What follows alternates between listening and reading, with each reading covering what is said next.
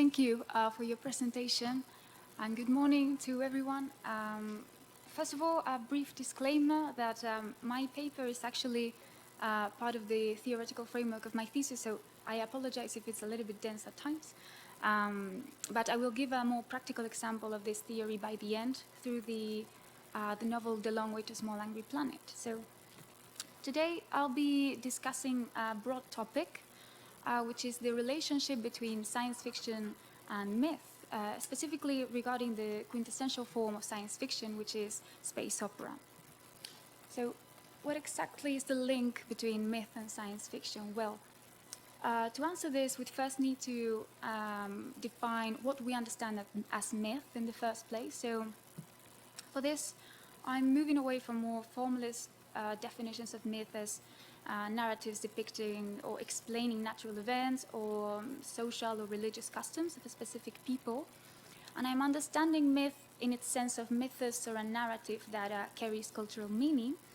And as Campbell states, it's a narrative that showcases, quote, life models appropriate to the time in which you're living, end of quote. So throughout this presentation, I'll understand myths as depicting a world model or model of conduct. Now, if we look at the structural and narrative aspects that distinguish genres, we'd see that science fiction can be categorized as exomimetic literature. Now, what is this? According to Trebek's classification, this is a type of non-mimetic fiction that presents a model of reality, plausible model of reality, that is somehow temporally, spatially, or techno-scientifically linked to the reader's empirical reality.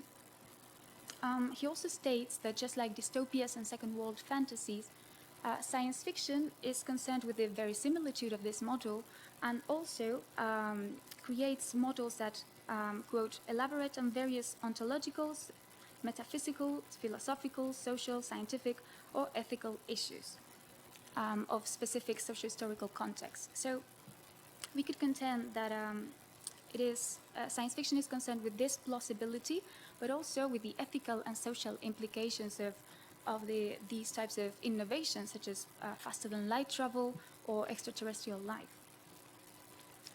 Hence, many scholars have or believe that science fiction has always participated in a modern form of myth creation in a way. And Chernysheva states that this myth is concerned with the cosmicization of humanity in the future and how it has adapted to different modes of living, or of course always based on interpretation of science based on popular consciousness.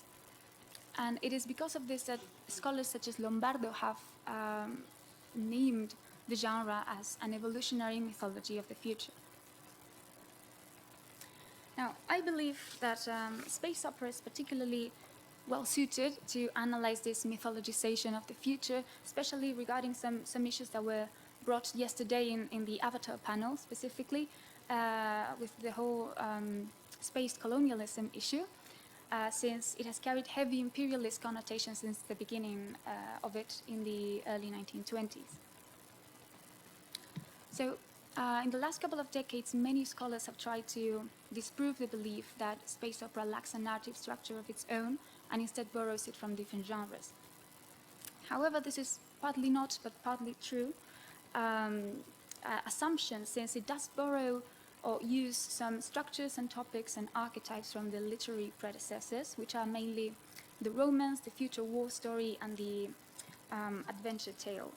So due to the realism that comes with science fiction, the supernatural and magical elements of these genres were in space opera rationalized through science, but otherwise the structure remained pretty similar. So usually it depicted a male white human hero who followed the hero's journey myth. So he would visit exotic new alien worlds, overcome some obstacles and trials, and the tale would end, of course, for this human protagonist, it would end with a happy ending. Due to this influence of these genres, space opera also carried the cultural myths pertaining to those genres. So, for instance, there were many nationalistic myths conveyed through the two-world scheme. Now here we would have a familiar home base, usually shared by the reader and the protagonist, which contrasted with an exotic alien new world that was going to be colonized and conquered and exploited. Later on, as the narrative encompassed interplanetary wars and other socio-political systems as well, space opera adopted the American myth of the frontier, since humanity's conquest of outer space would imply the conquest of the final frontier as well, which was stated by the Kennedy administration in the early 60s. Moreover, the scientific basis on which these narratives were grounded also endorsed certain humanist myths, such as human exceptionalism and the species' linear progress into galactic dominance.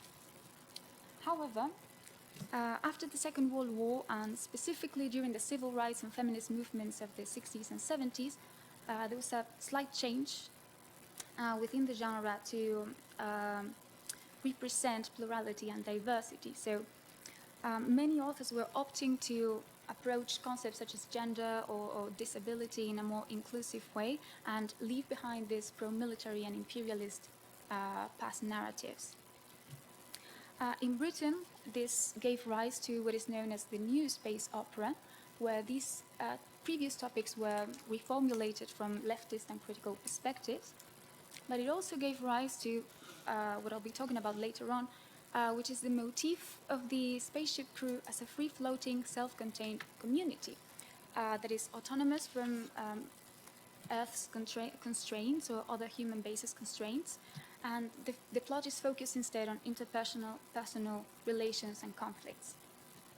Nowadays, there's of course more canonical forms of space opera, but the most progressive ones depict inclusive and non-patriarchal futures from feminist perspectives.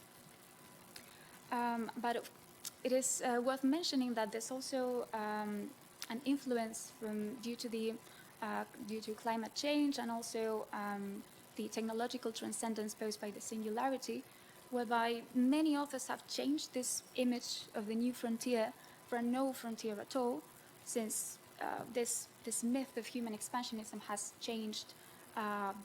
been changed by the certainty of human extinction.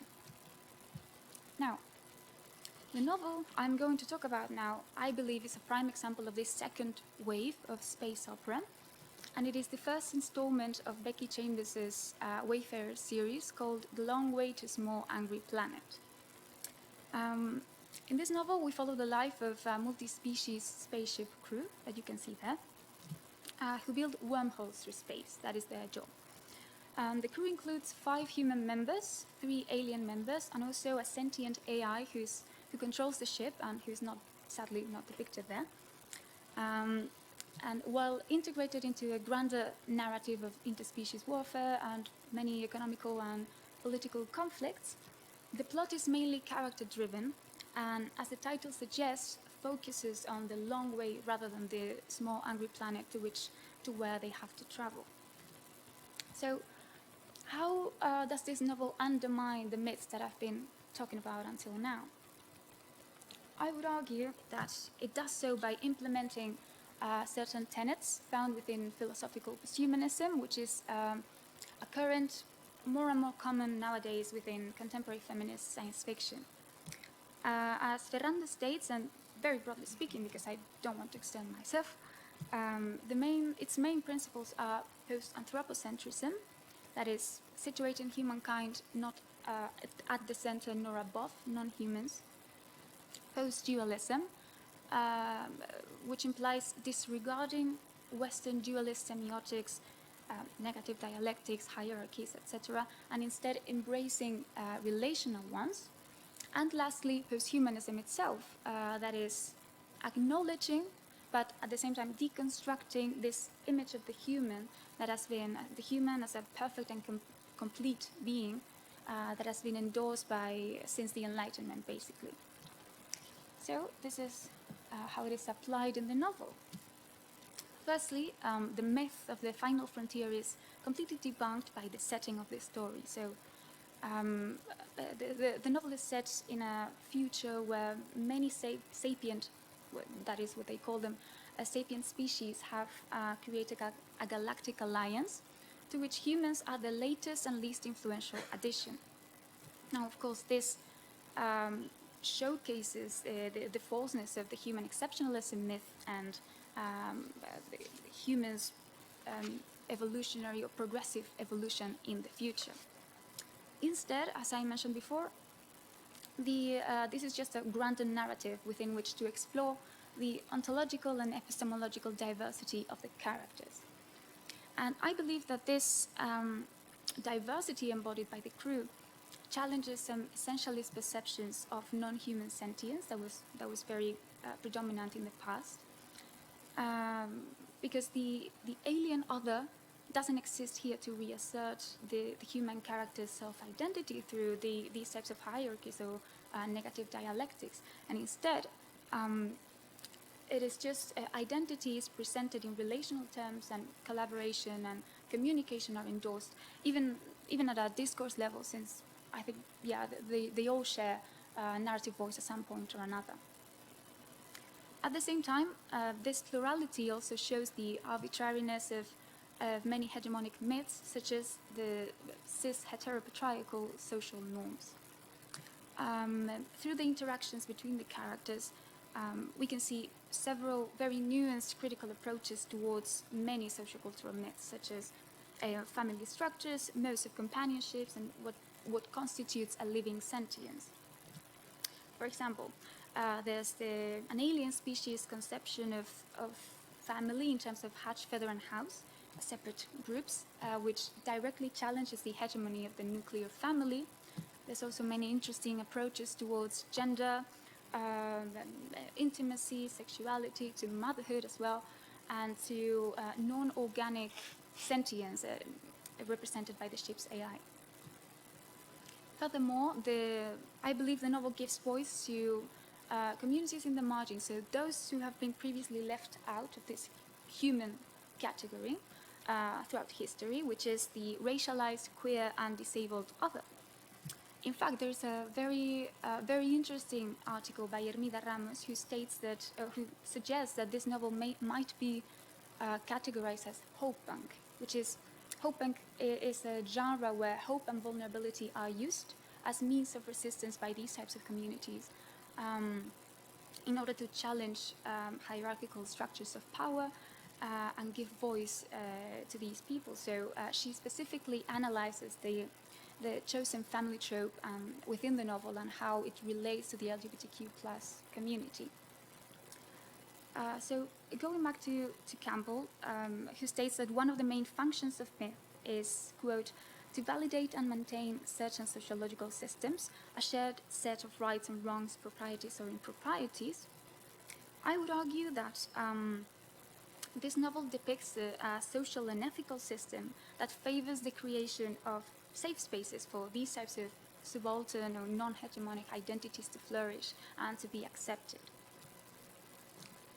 And now to finish, with this presentation I've tried to show how this novel might be is a prime example of this disavowal of colonialist and humanist myths of the past. And of course, understanding myths as life models adapted to particular social historical circumstances. I've argued that Chambers' novel incorporates feminist and posthumanist perspectives in order to reshape the myths such as human expansionism and also deconstruct cis heteropatriarchal values that have been traditionally represented in male-oriented science fiction.